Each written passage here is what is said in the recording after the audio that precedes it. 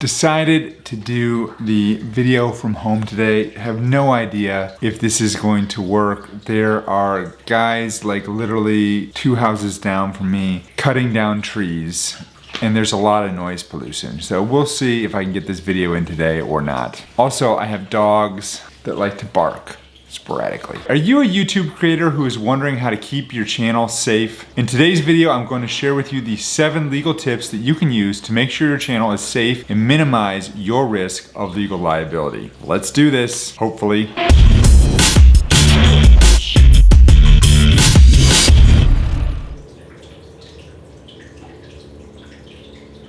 I mean, God.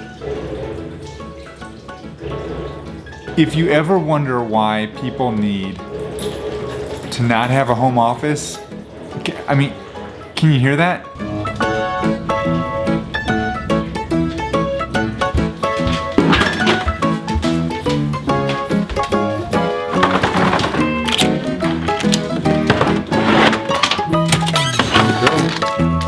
Go, Bo, come on. I honestly don't know if this is a good idea because Bo's gonna see the workers in the back and probably go nuts.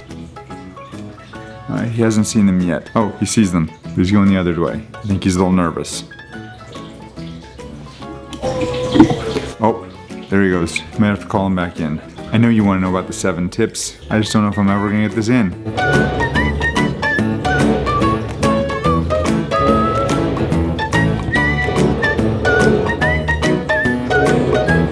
Now he's barking at the neighbor next door who's, of course, doing yard work.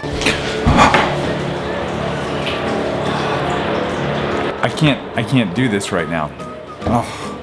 All right, we'll try again in a bit. The house is a little too loud, so I decided to come into the office for this video to finish this up. Hi, my name is Jim Hart. I'm the founding attorney here at Hawthorn Law, where we help online entrepreneurs to get their legal house in order so that you can focus on what you do best, and that is building a business that truly matters in the world. Many of you have emailed me and commented in the chat boxes that you would like to know more about what you can do to keep your YouTube channel safe. And the tips I'm going to give you today don't just apply to YouTube. If you're posting content on Instagram, Facebook, Twitter, TikTok, then these guidelines are also going to apply to you. Many people post content on social media, including YouTube, without giving much thought to the legal liabilities they may be exposing themselves to. I mean, that's the whole point of social media, right? To be social and engaging and developing relationships with your friends and followers. But I'm here to tell you that there is a significant difference between posting friendly videos and content to enjoy with your friends and posting promotional content that is meant to build a subscriber base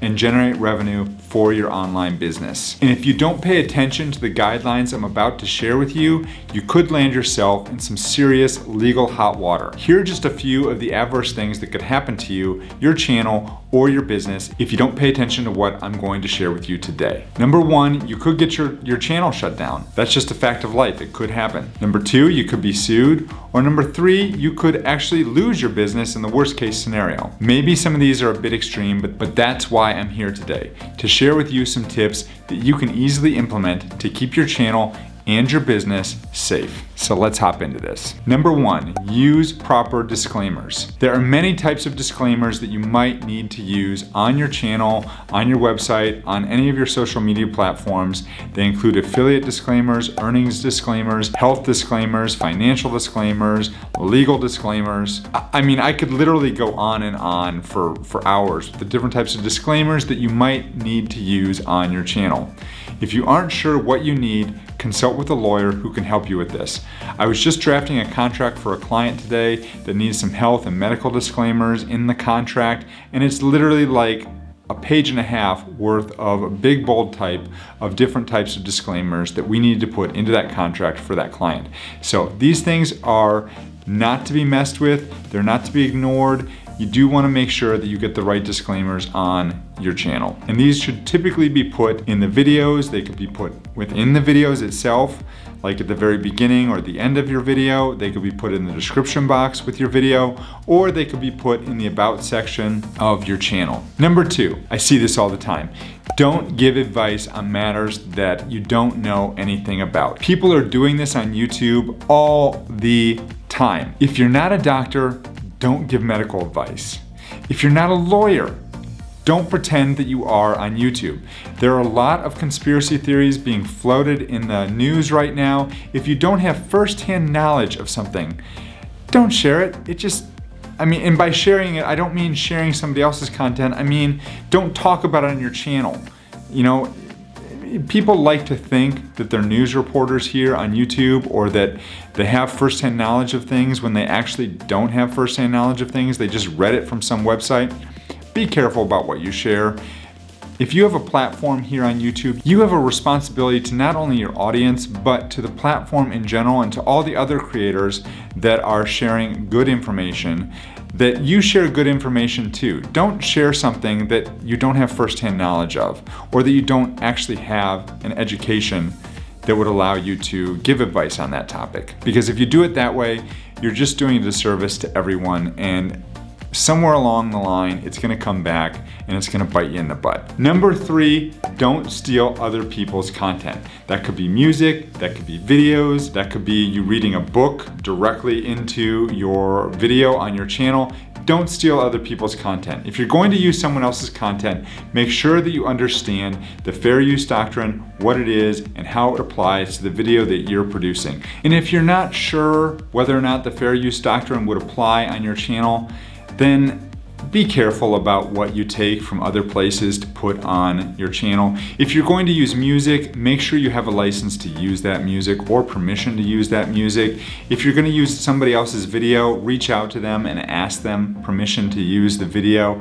If you're going to use pictures or artwork or stock photos, make sure you check the license of that stock photo. This is a huge area for copyright litigation, so you don't want to mess this up. Make sure you have permission to use whatever it is you're going to be using on your channel if it belongs to somebody else. Again, if you're not sure, consult with a lawyer. Number 4, register the trademark for your brand name or your logo or the slogan that you use on your channel. This is something that is actually relatively inexpensive to do, but it is going to greatly increase the value of your brand and your channel.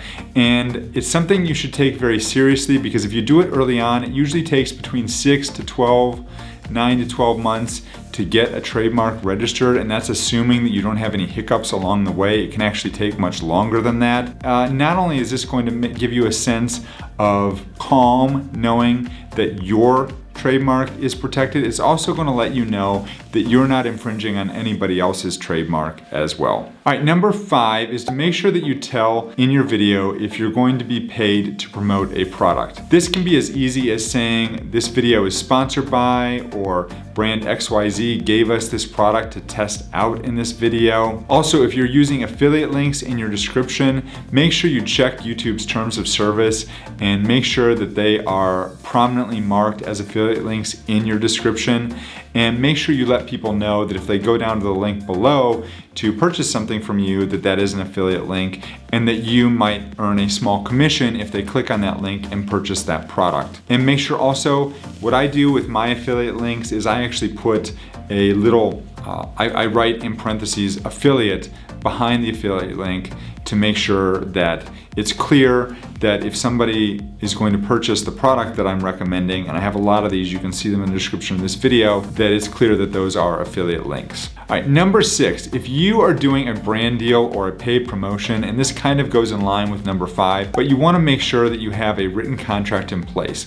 This is going to help to not only make sure that you get paid, it's also going to help to define the scope of your work and how many videos you're actually going to be preparing for that brand deal. The last thing you want to have happen is for the person that hires you for the brand deal to assume that you're gonna make 5 or 10 videos, and you thought you were only gonna make 1 video, and you make that video and then they say, wait a minute, we're not paying you until you finish the rest of the videos that we hired you for. If you have a contract in place, then that's going to make it crystal clear exactly what the scope of your work is and how much you're going to get paid for that work. Now, the last tip that I have for you today is not necessarily a legal tip, but it's a practical tip that crosses the line into legal at some point. And I would say that is to use the platform for good.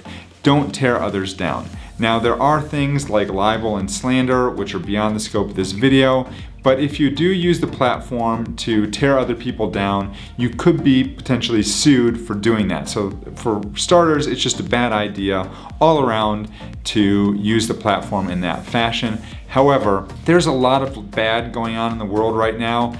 Use the platform for good. Don't use it to spread messages of hate or to put others down or to tear people down if you know, in response to something they might have posted, a comment they might have posted on your video. Just don't do it. The platform, you can, not only could you get yourself in legal hot water, but you also could potentially violate the terms of service for YouTube and get some community guideline strikes on your channel. Thanks so much for watching today. If you're thinking about starting a YouTube channel and aren't quite sure whether it is still a viable platform for 2020 or even moving into 2021, here's another video that I did that talks about my thoughts on the subject and whether or not you should start with YouTube.